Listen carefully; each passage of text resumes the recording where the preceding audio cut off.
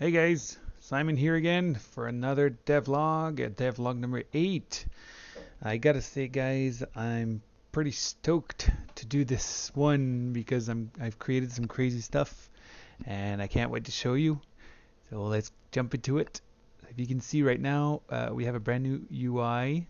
Uh, Maybe it's not final, but I kind of like it. It fits with everything else I used in the game so far.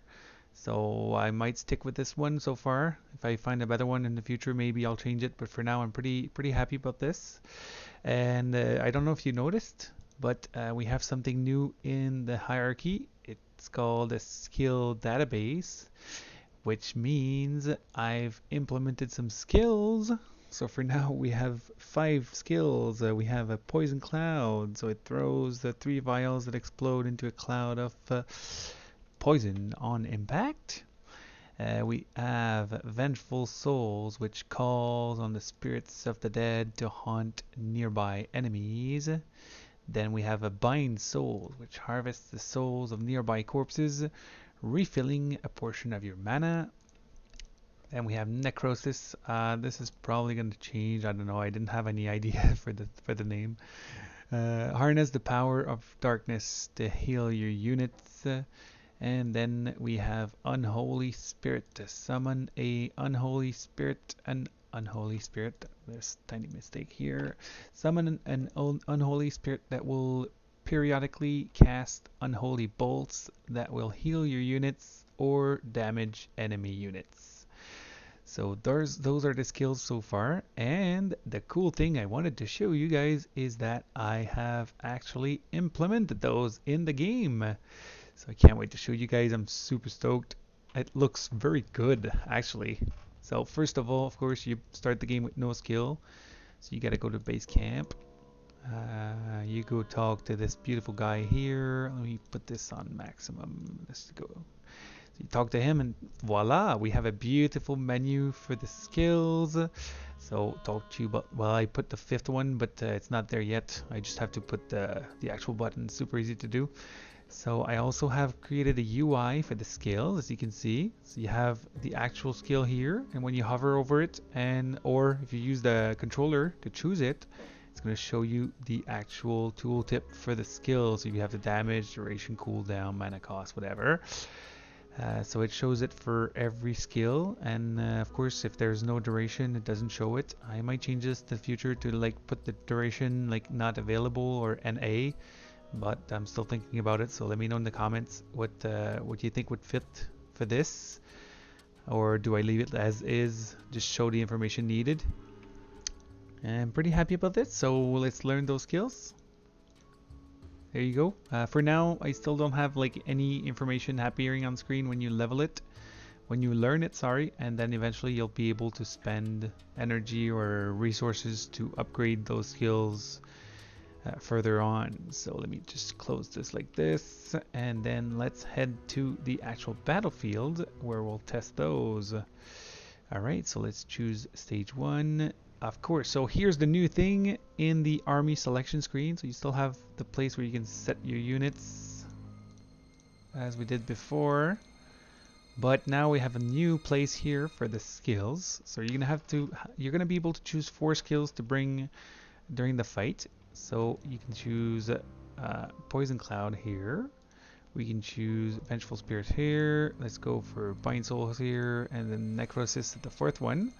And of course, they're binded to your 1, 2, 3, 4 keys on your keyboard, but that will be subject to change. Also, I might put a menu for changing hotkeys, and it will also be for your controller buttons. So like, this will be button 1, 2, 3, 4. It's going to be easy to use with a controller as well. So let's go check it out. By the way, for now, I just have the Poison Cloud already set up. The other ones are not still set up, but I'm going to explain why. It's super easy. But let's go show the actual battle. So this is going to be an easy scenario. We just have 1 archer and two other guy who just run away.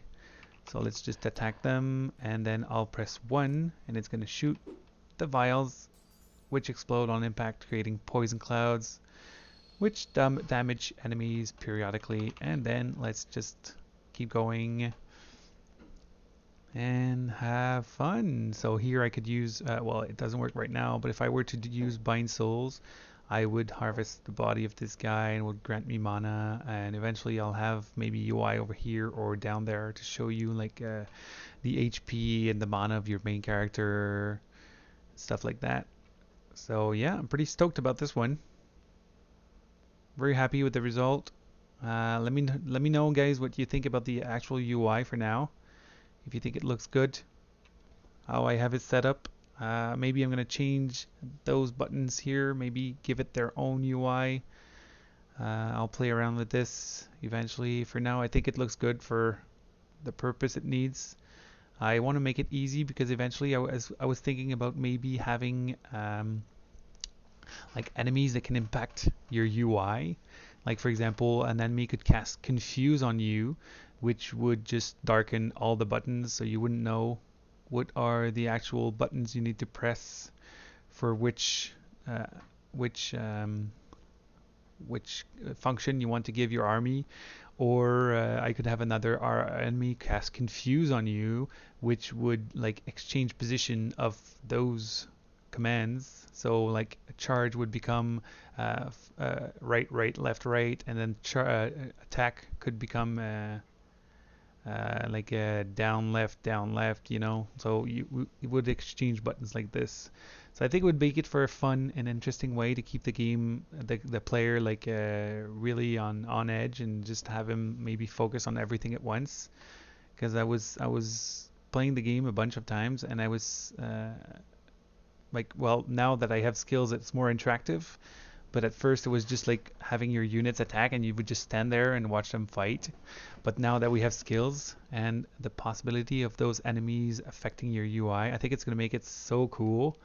And they could even like prevent you from using specific buttons. So you'd have to put like different skills where you want. So like an enemy could maybe cancel like 2 buttons. So you'd have to make do with whatever's left. That could be cool. Actually, I just had this idea while talking about it, guys. So I'm thinking about keeping this idea. I really love it.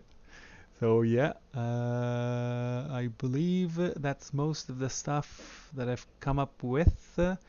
Well, I can show you also the actual game objects I use. So, oh yeah, I was talking before about the Poison Cloud, how it's the only skill I have for now. Basically, if you can see, my other skills have been set up, except for one thing, the skill game object. So basically, my script, I'm going to show you guys. So here, whenever you're in battle, that's the player, by the way, the script on the player. So if you're checking the game manager and it says that you're in battle, so that means that you can press Alpha 1, which is the hotkey right now for using skill number 1.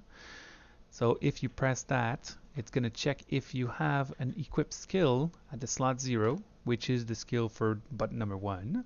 So if the name of that skill is not equal to nothing, so if basically it is something, then you're going to do 2 things. You're going to check first if there's an amount that you want to spawn. Like for example, the first skill, Poison Cloud, sorry. I put an amount there because I wanted to throw 3 bottles of poison. So I put an amount of 3 so that it's gonna loop through that amount and summon as many game objects as needed. For now, it's summoned directly on the player, but I might change that eventually through the skill menu to tell it like there's a certain offset you need to spawn it to. And that's it so far. But this is very generic. And it's mainly for the acid bottle, so I might change this also to make it a private function maybe, so that it can adapt to other skills. So yeah, if there's an amount, it's going to loop through the amount number of times and do it as many times as needed. Otherwise, it's just going to shoot it 1 time. And of course, a skill is not fun without sound, so I put a cast sound effects as well. So whenever you cast a spell, it's going to play a sound at your position. And that's pretty much it. So I have a skill for my Acid Cloud here. Oh yeah, I forgot to tell you this, guys. I've come up with a new function. I found this on internet, of course. I was too lazy to program it. Basically, my projectiles that I had in the past were affected by a script that I created. And if you see here, I had a script curve. So it was a function that would loop through forever until it was like dead, pretty much. And it would check the position and where it is in regards to the position. Then it would check the time with duration. So is it before at the top height, or is it after the top height? It was really complicated for no reason. So I figured that since Unity has a rigid body system, let me just show you here. Let's go skeleton archer here. So we have a rigid body system already implemented in Unity, which uses gravity. So I figured, why not try to use gravity instead of just coming up with a super crazy system? Way too complicated. It was just too stupid. Like, you had to create the curve of the actual arrow, and it wouldn't look good. Like, for example, you can see here it's going up super fast, and then it's just staying still so long, and then it's just falling down so fast. It didn't make much sense. And if ever you would shoot at something higher in the sky, it would consider that it has landed whenever it reaches like the height of the enemy, and then it would just keep going straight. It wouldn't make much sense, to be honest. So by using the actual rigid body, it's super simple with the function I found. Basically, it calculates the distance between your target and yourself, and with oh, I just messed up everything. Oh, schnitzel. All right. So it calculates like the gravity that you have. It calculates the angle that you set, because you want to set an initial angle here. It calculates the destination, calculates the actual position of the player, and then through a nice mathematical calculation, it comes up with the actual velocity you need to shoot it accordingly so that it reaches the target. And what I did also is that where is it?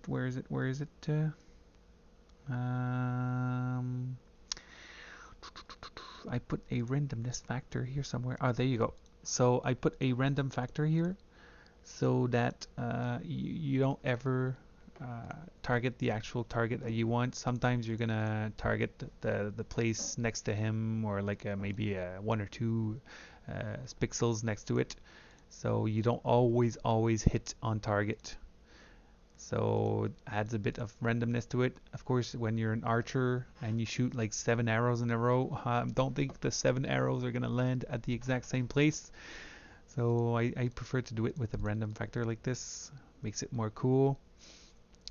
And yeah, that's it. So whenever you shoot a projectile, well, you'll see. Let me go here. Let me go stage 1, put archer here. So if I go attack, you'll see that the actual projectile, he shoots it, and now it's really affected by gravity. And you see that it missed its target because I put a random factor there. So most of the time it hits the target, but it's possible that it doesn't hit the target, which is exactly what we want. As you can see now, he's pretty good. He's pretty accurate. I might play with this. You don't want to make him too bad at shooting, I guess, but you don't want to make him too good. Otherwise, it's just gonna be too easy. You can just max archers and they'll just destroy everything. I don't know if you saw also, but when you hit an enemy, there's damage numbers coming up. I've also created the script.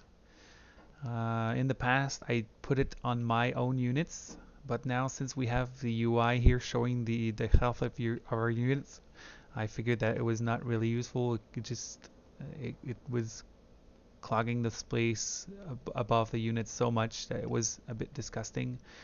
So I figured we could do it on the enemies, because it's nice to see damage numbers on the enemies, and also at the same time, since you don't see the health of enemy units, I figured that the redder the number gets, you can get an incentive, sorry, to keep damaging the same enemy.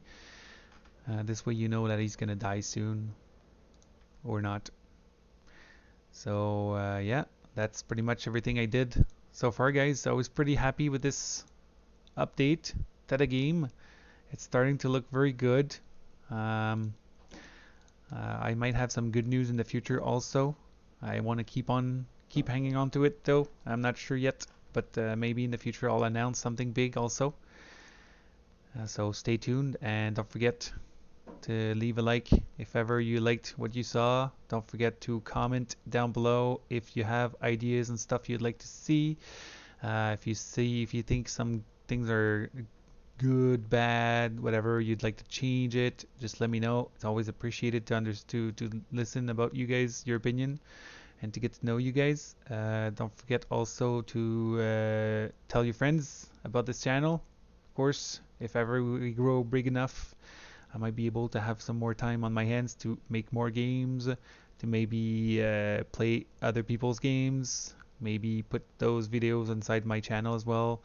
So don't forget to do all of that. And after saying all this, I'm going to tell you, have a good one and bye bye.